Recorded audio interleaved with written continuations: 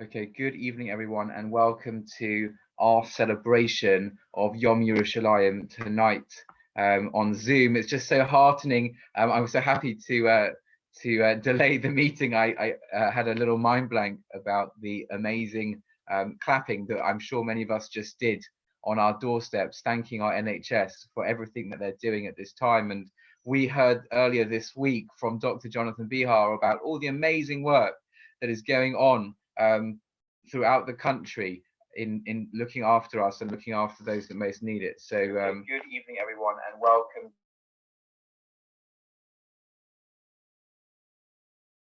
to our celebration. Three things happening at the same time. Okay, so apologies about that. Right, so here we are. I've just got a short introduction actually from Rabbi Stephen Weil, who writes beautifully just to set the tone for tonight. So tonight I'd like to share some thoughts, some prayers, some music about Yerushalayim to celebrate our city, our holy city, our city of gold. And in June of 1967, just imagine this, just 22 years after the liberation of Auschwitz and Majdanek, just 22 years after the ending of the darkest period in Jewish history, we were facing a second Holocaust at the hands of our neighbors. To put it into perspective, what Israel was facing at that time in 1967, 30,000 graves had already been dug in Tel Aviv alone in preparation for the onslaught of the Arab armies. That's an unbelievable thing to think about. That's almost the entire number of people that have passed away as a result of corona here in the UK were already thinking about being buried in one single onslaught from the Arab armies in 1967. Just as the miracle of Purim occurred through the hidden hand of God, stealthily guiding the politics and personalities, so too was the Six-Day War won. Anyone who's read through the history of what happened at that time, it's unbelievable. You know, we read the Purim story, we think it's such a lovely thing. You know, there happened to be this plot against the king, and there happened to be this man who found out about it, was able to end the plot or to get involved, and then the king found out about it later. All the little pieces got together. Well, that was a long time ago, and everyone's dressing up, and it doesn't feel so connected to us. But when you read the story of 1967, the Egyptian guards who went to breakfast just at the time that the Israelis were coming in, the missed messages between Egypt and Jordan, and such a series of events, a series of very fortunate events for us, but a series of events that if one looks at them in the whole, one realizes the hand of God was looking after us at that time. Were it not for the hand of God, that fateful Sunday morning, when the entire Egyptian Air Force was decimated by a limited number of planes, with an even more limited amount of arsenal, all while the Egyptians went to eat their breakfast. Was Hashem not there whispering in the ear of Jordan's King Hussein when he chose to listen to Nasser's lies that Egypt was destroying Israel in the south so he could attack Israel's eastern front?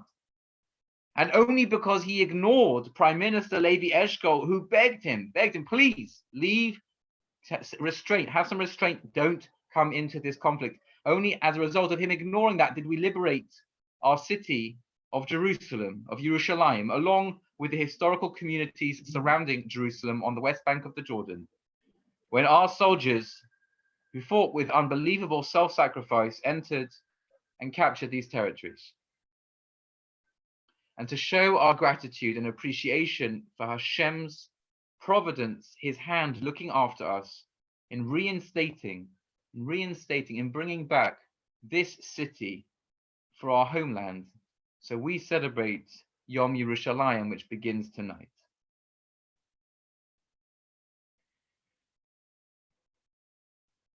I'm not old enough to have known a world without Jerusalem within our control. But there are many people who are logged on here tonight who will remember the first time they ever went to the Kotel, the first time they were able to stand and pray as a Jew on Har HaBayit, next to the site of our holy temple. It's something that is almost unbelievable. If anyone's ever been to the ruined synagogues of Poland and Europe, they will know there's a certain motif painted onto almost every shul. It's the picture of the Kotel. Throughout our history, throughout the millennia, Jews have yearned to stand in Jerusalem, to live in Jerusalem, to be a Jew in Jerusalem. And so, to begin tonight, I'd like to say a psalm about Jerusalem.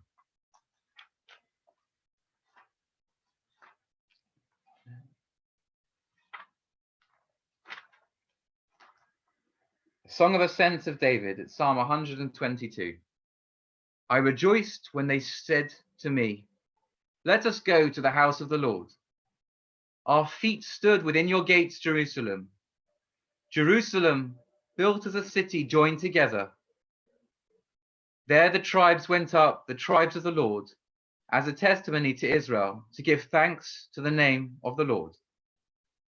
For there the thrones of justice are set, the thrones of the house of David. Pray for the peace of Jerusalem.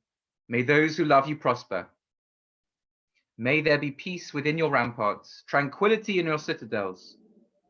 For the sake of my brothers and my friends, I shall say, peace be within you. For the sake of the house of the Lord our God, I will seek your good. Leman achai v'rei, adabrana shalom bach. Leman beis Adonai Eloheinu, havaksha tov lach.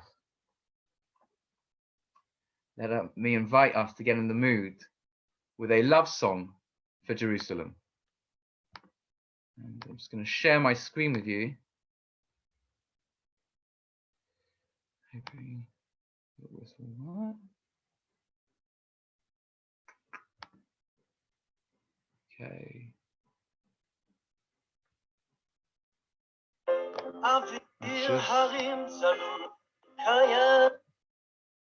One second.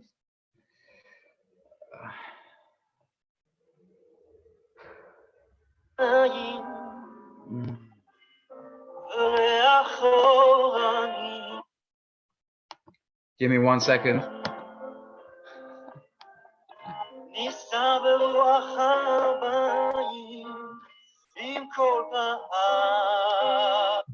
Okay, I'm just going to try and make that a little bit more smooth.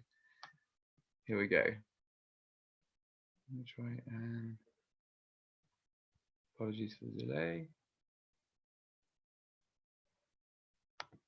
Okay.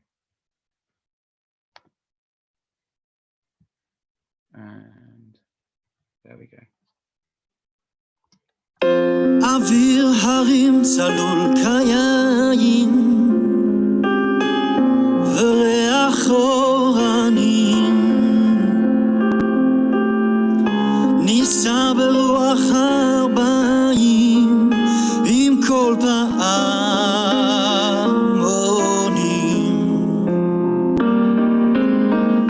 ופתרת מטילן ואבן שבויה בחלומה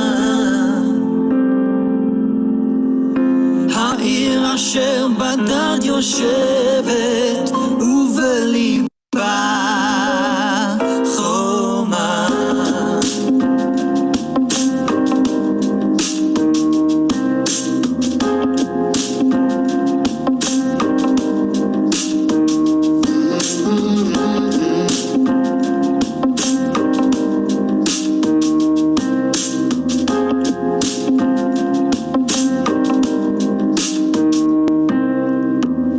חזר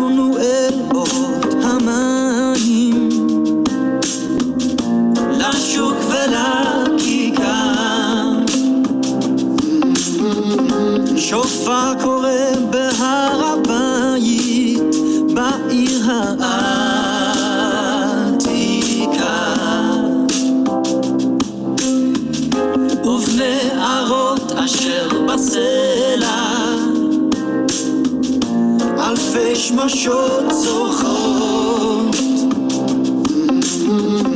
נשוב נרד אל ים המלח בדרך יריחו ירושלים של זהב ושל נחושת ושל אור הלא לכל שירייך אני קינו ירושלים של זהב ושל נחושת ושל אור הלא לכל שירייך אני קינו אך בבואי היום לשיר לך ולך לקשור כתרים קטונתי מצעיר בנייך ומאחרון המשוררים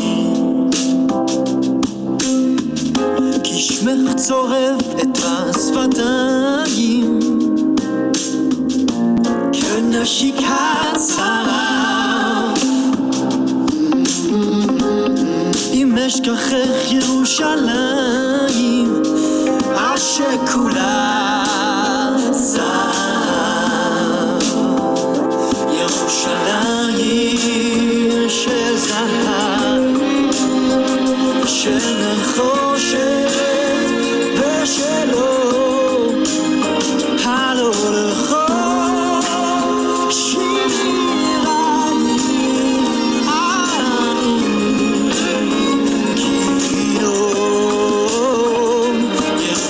ירושלים של זהב ושל נחושת ושל אור הלא לכל שירייך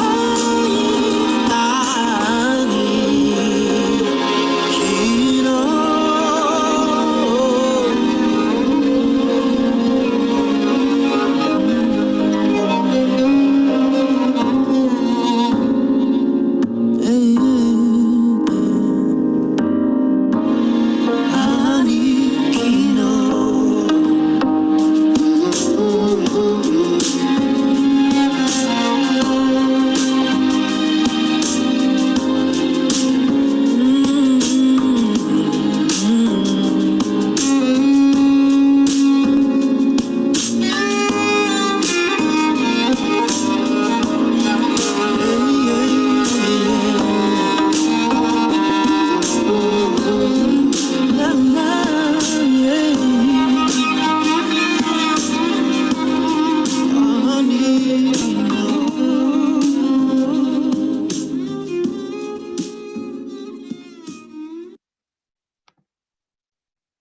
So that was by the Portnoy brothers.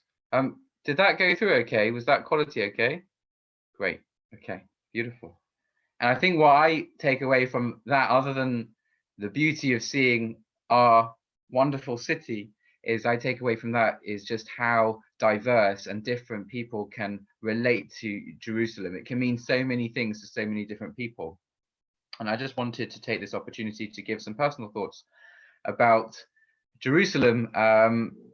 Having watched a couple of videos in preparation for this evening, I was actually just having a little meltdown and a cry before this evening in preparing the material for tonight, because we only just left Jerusalem as our home. It's barely been 2 months that we've moved back to the UK, and so seeing those images and hearing those melodies of Jerusalem was entirely powerful. And so I wanted to share, just begin in the shuk, which featured so prominently in that video, the shuk, or the market, the Machane Yehuda market, which is not too far from the central bus station in the entrance to Jerusalem, and that we actually lived only 30 seconds from the market in a little neighborhood called Nachlaot. Literally means lots of nachals, lots of little streams, which is a conglomeration of different neighborhoods that sort of came together and sprung together. And you can walk in there and you're in what's it called, cobbled streets, the like that you find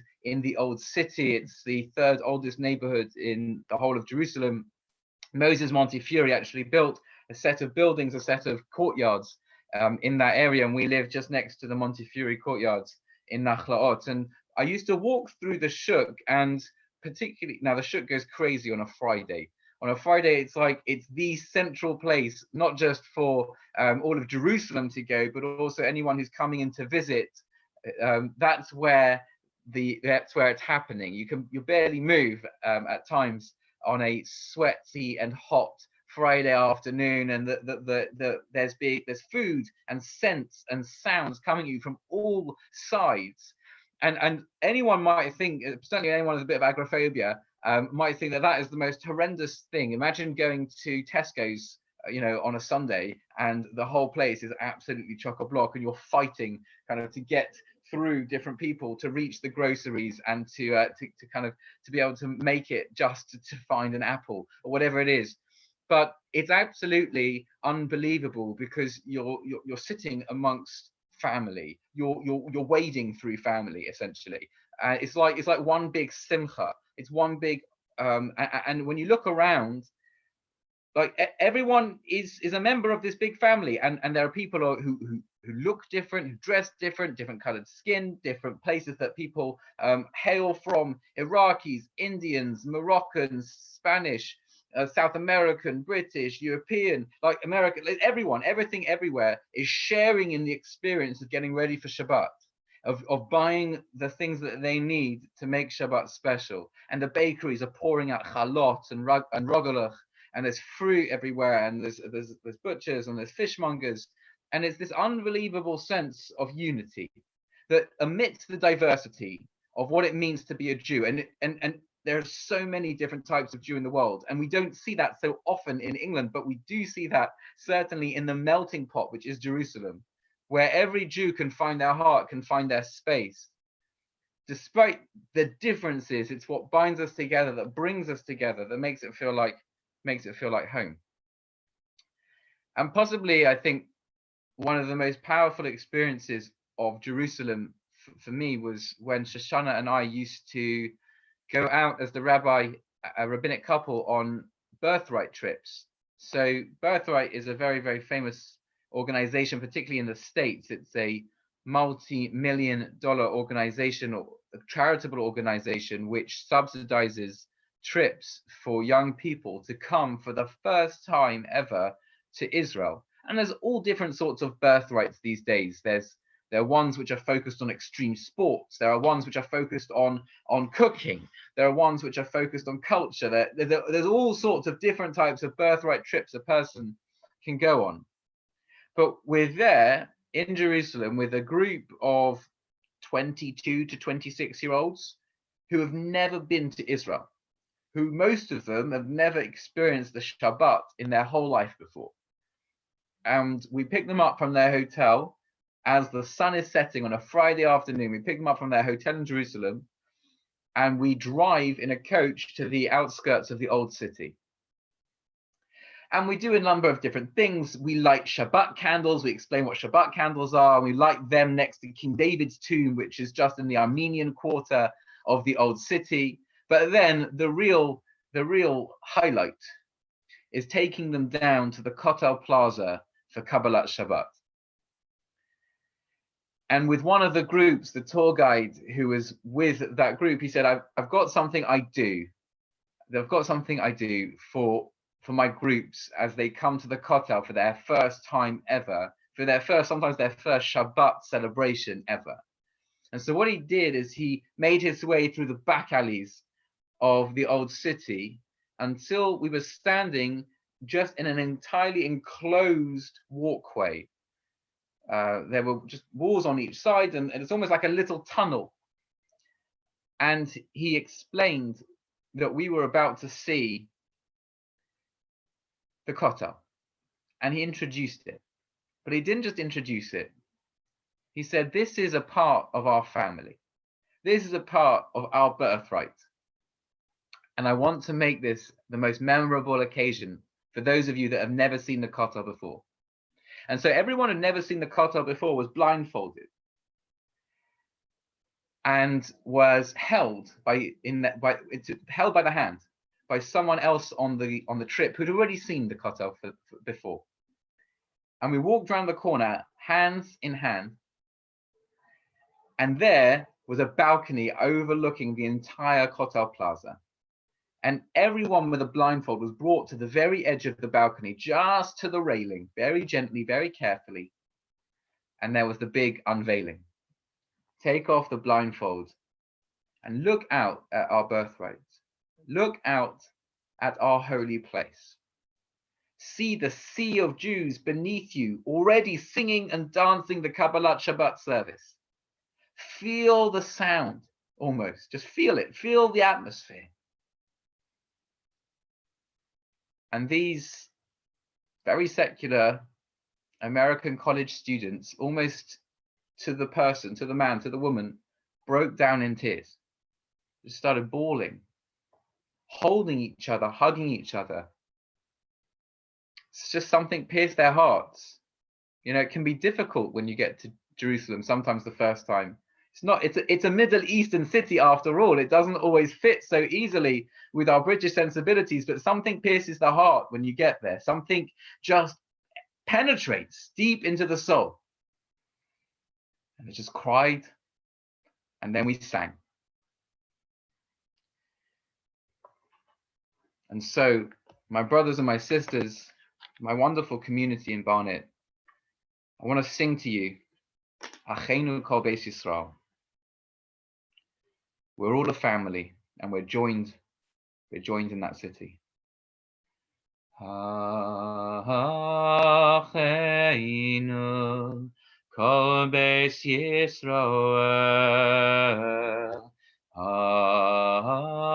Achenu Kol Beis Yisrael. Hanesunim b'tzara, b'tzara u'v'shivya, ha'imdim bein bayam u'vein bayabasha. Hamakom Yerachem aleihem yaitzieh nitzara levacham u'ne'afel ale'ayra u'mishibot le'geolashta v'gala u'vizman karev. May he lead us from distress to relief, from darkness to light, and from oppression to freedom. And let us say, Amen. I'd like to offer up a prayer for the state of Israel and for its soldiers that look after our land and our holy city.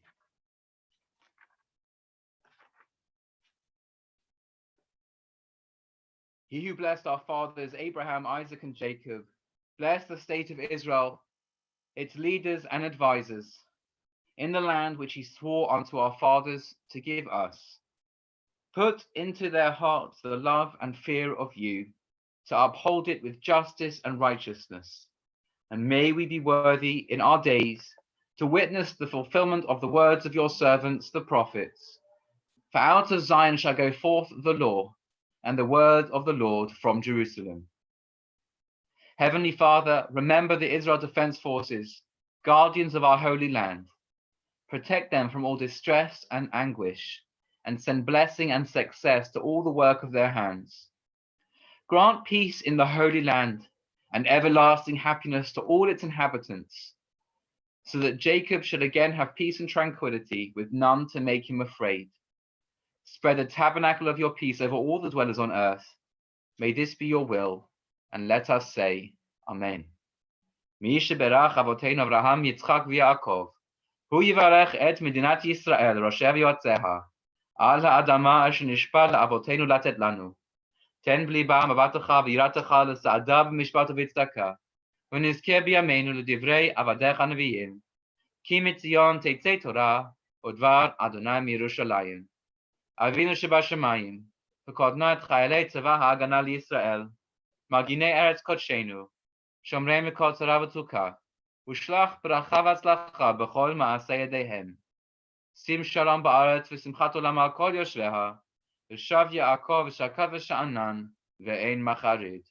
ופרוס סוכת שלומך על כל יושבי תבל ארצך, וכן יהי רצון, ונאמר אמן. I thought, if you'll permit me, I'd like to take you on a little guided tour. You might call it a frequent cycle route of mine through the city of Jerusalem. So just to give a sense of the history, the majesty of that city. I hope that's okay. So the ride begins at the bottom of Har Herzl, at the bottom of Mount Herzl, down underneath the city, the little part called Ein Kerem. So we're there at a roundabout. One part of the roundabout goes up towards Mevaseret, the other one goes off towards Hadassah Hospital, an amazing hospital, a world-class hospital. It's got a helipad, it's got some of the leading research going on in the world, and it's just there, perched on the side of a mountain. And then the other way up is back into the main city of Jerusalem, and that's where our ride is going to take us this morning. We've already descended down the hill. It's quite a fun descent, and now we're going to start climbing up. It's quite steep. It's going to take us about 12 minutes to get to the top if we're lucky. Normally 15 minutes is actually quite a good time, but we're pushing hard today because we're in a rush to get you through this guided tour. And so we're going up and we're panting hard, and as we arrive into Ein Kerem, we're struck by the trendiness of this place. On the one hand, you've got the monastery, the old monastery, and you've got the golden roofs and domes and spires of the Ottoman sort of Turkish style on the side, again perched on the side of the mountain next to Hadassah Hospital. And then you've got this very trendy, very cool area with art galleries and cafes where people like to spend their Friday mornings and afternoons just relaxing on their weekend. We pass up, back through, carry on through Ein Kerem, up the hill, up Har Herzl. We're now passing the Alin Children's Hospital, again, a world-class hospital devoted to children, right? Here we've got Great Ormond Street, there they've got the Alin. And every year, actually, there's a sponsored cycle for the Alin Hospital. There's lots of cycling in this guided tour, it seems. And we go past the Alin, and we're now coming up the hill. And this is where my heart just always jumps in my breast, not because my heart rate is at 170 at the moment, which it is, but also because as I look across the hillside, I look in past over the valley and onto that side of the hilltop.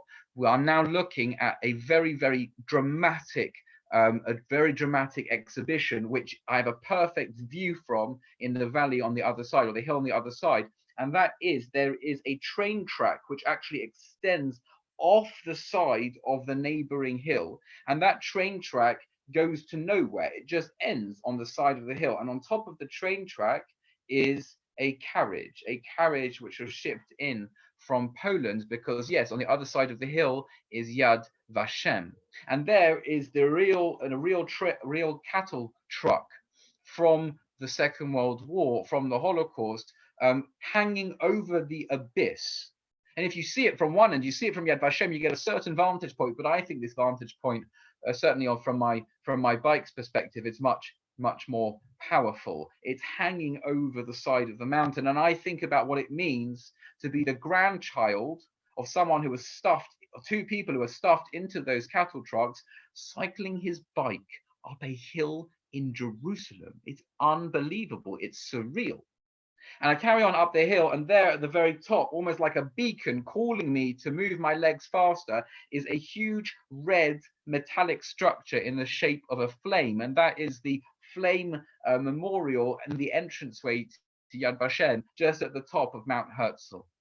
I get to the top, I'm panting, I take a sip of my water at the red traffic light, and then I cross over the tram lines, the light rail, which is the new heart running through Jerusalem, which they're only continuing to expand and expand to bring this city into the next the next century, and to make public transport in that city much more fluid. And you can actually travel on the light rail all the way from where we are in Har Herzl onto the other side of the city, where we're going to go on our bike in any case, right into the Arab Quarter and beyond. And so this kind of lifeline links the whole city along its center, and it's going to have more tributaries coming off it. And so as I descend the hill and I'm running parallel to the tram lines, I look to my right and there's Shaarei Tzedek Hospital, another world-class hospital, and rather a unique hospital because it's run on Jewish lines. So everything that happens there is fully in accordance with halacha. So on Shabbat, everything is done with a switch that only then turns something on. Everything is done with keeping Judaism in mind. Judaism becomes the guiding light in how they deliver their medical care. And and when you go in there, and I've been in there a number of times, and actually that's where Shoshana was treated after she got hit by a car when she was pregnant with Ezra, which I spoke to you about on Yom Kippur, I believe.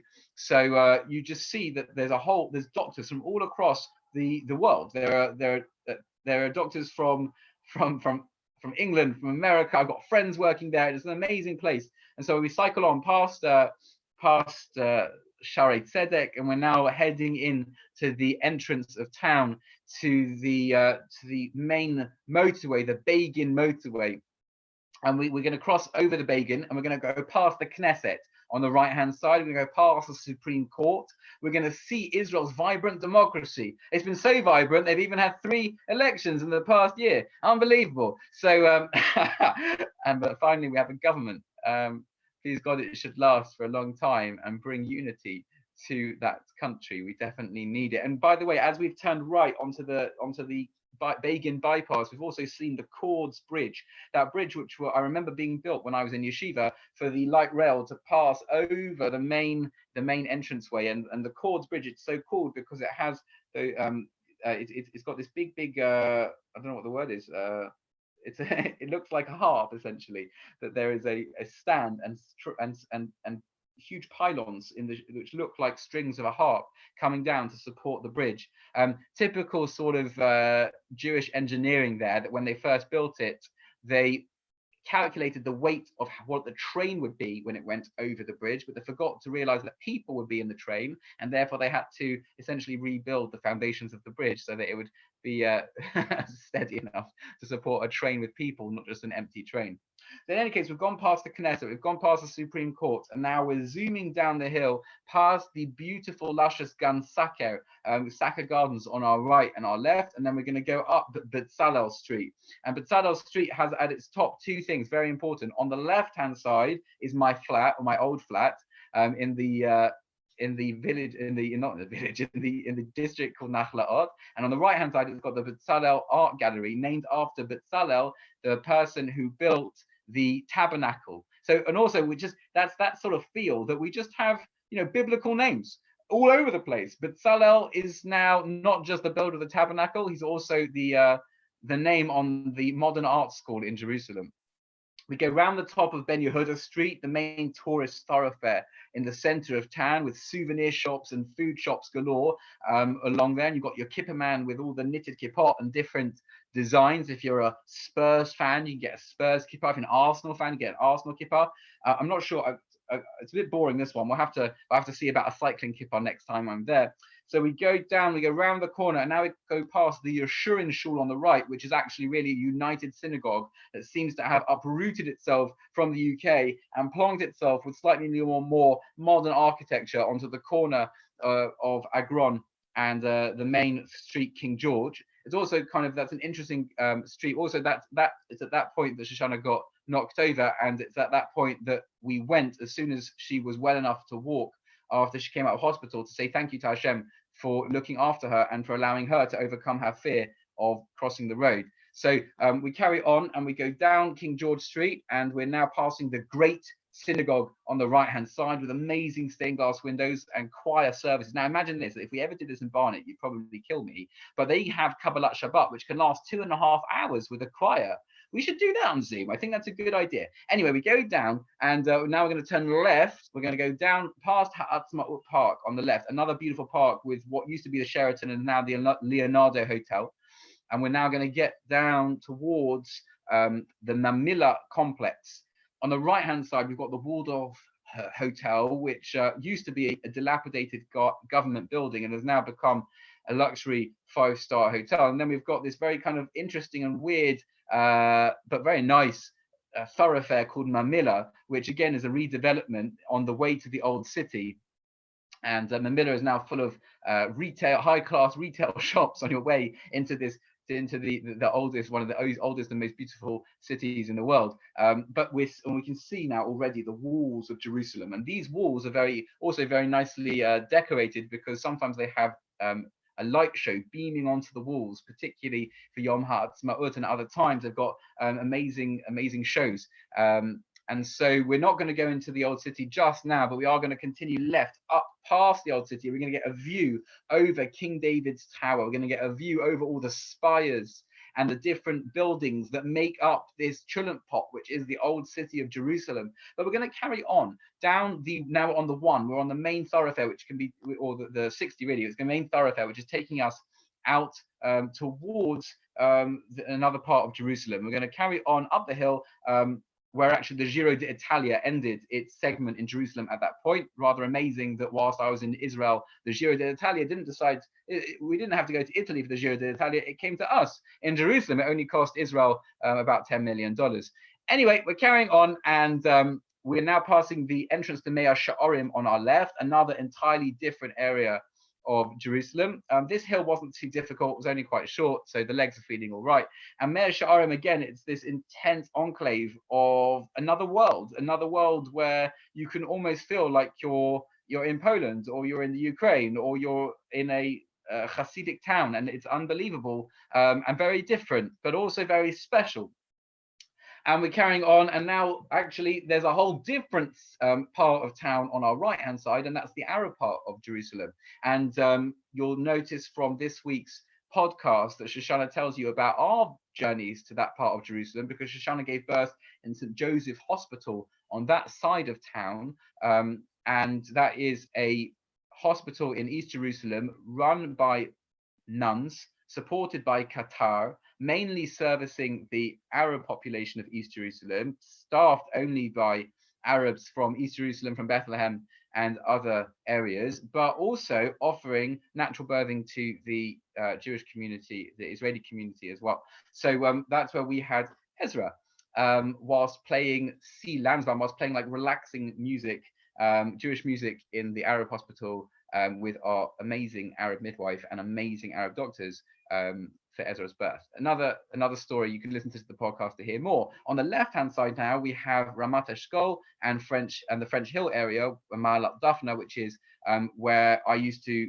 study for the past 2.5 years, just down the hill over there, and where a lot of my friends live. And it's almost like a little American enclave of sort of yeshivish young people, all there to study Torah, all there for the first years of their marriage and their married life, coming to this place, renting apartments and just building their homes in this city, getting a sense of what it means to live in Jerusalem, take it into their hearts, and then go back into the diaspora often.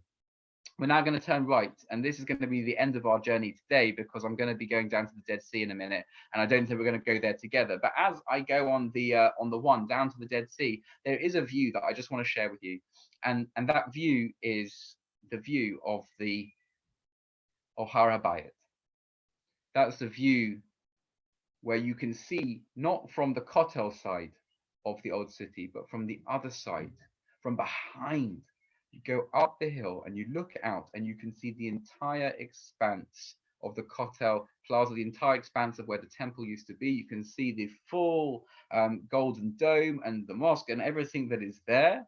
And you can just see the whole wall surrounding. And you can imagine what it would have been like to be a pilgrim, to be a visitor to this city, how it would catch you in your heart as you crested the hill and looked out to see not a golden dome, but rather this most majestic Herodian building, or even before it, Not majestic because of its structure, but majestic because of the pillar of fire and smoke, the light that shone from it, the light of the menorah, the smell of the incense offering, the people bringing their goods, bringing their sacrifices, bringing their offerings, bringing their prayers, bringing their hearts to this place, desperate to feel connected, desperate to feel at one with their maker, knowing that when they walk in through those gates, they're going to feel like nothing else, at home finally, singing their songs, offering their praises, and being in love with their city of gold. And so that ends our guided cycle tour of Jerusalem. And maybe I can sing you a song, Shir HaMalos, to the tune of the Hatikvah. Shir HaMalos b'shuv Adonai, Eshiv Asiyon Ayinu Kechomim, Oz Yimale Tzchok Pino, Hoshaneinu Rina, Oz Yamrav Agayim, Higdil Adonai L'asaysim Eileh, Higdil Adonai L'asaysim Anu, Hayinu Samechi, Shuv Adonai Eshev Yiseinu, Ka'afikim ba'negev, Hazorim b'dihima, Verina yiksayru, Haloich yelecha b'choy, Noisei meshech azara, Goyavai verina, Noisei alumasa. And let me just share with you one final song. Imesh kacheich Yerushalayim. I can move the YouTube over for a minute. Not this one. Here. There we go.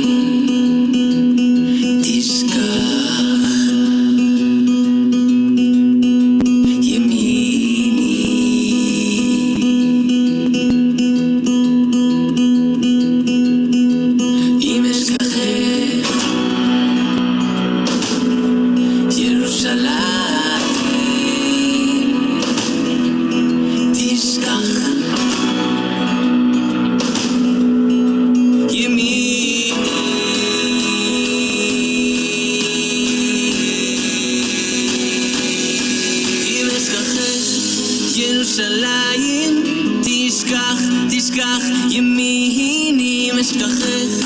Yerushalayim, tishkach yemini tidbak leshoini lechiki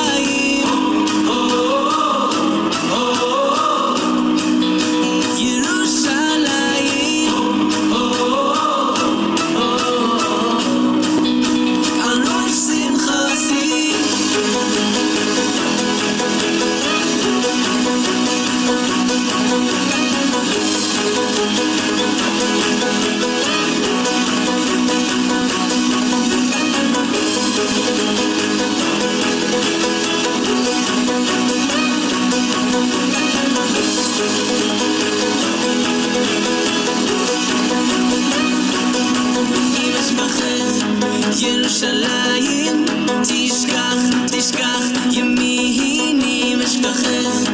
ירושלים, תשכח, תשכח, ימיני תדבק לשויני, לחיכי, אם לא אזכרכי, אם לא אעלה, ירושלים.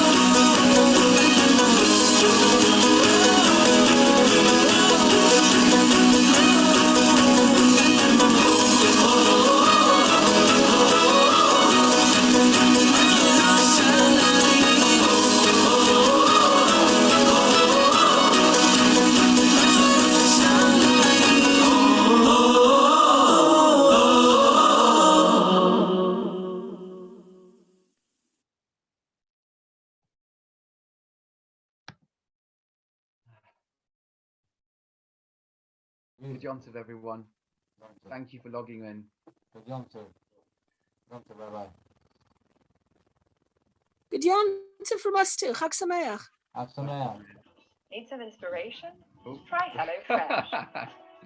Home cooking Stop that. shouldn't be boring. With fun and easy to follow recipes, you'll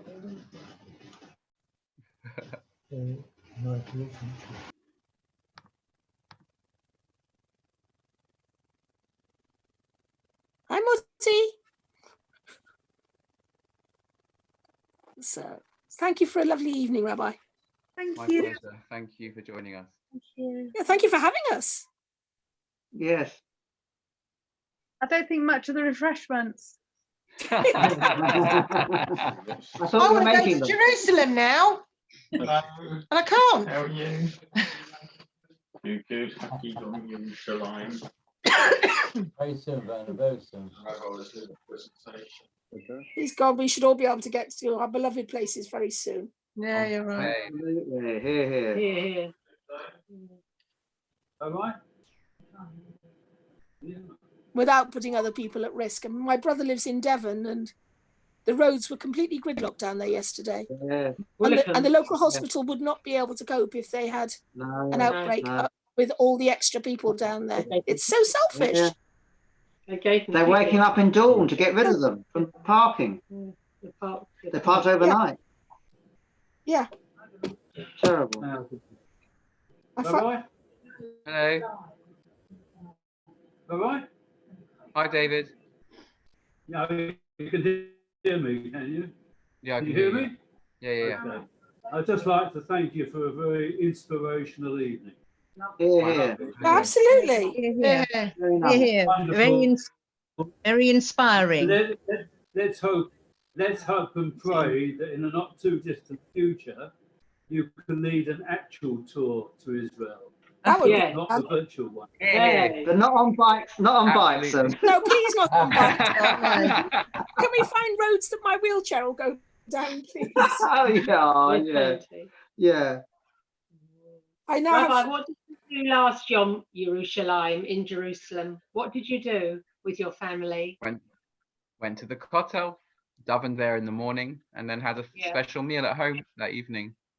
Yeah, and there's big parades. There's big parades throughout Jerusalem. Yeah. There's dancing. Yiska will tell you all about the different dances that she saw, the parades throughout the center. It's an amazing day. The whole place is decked in white and blue. Must be a fantastic atmosphere. Yeah. Yeah, it's amazing. Fantastic, Lovely. yeah. Yeah. Please. One day.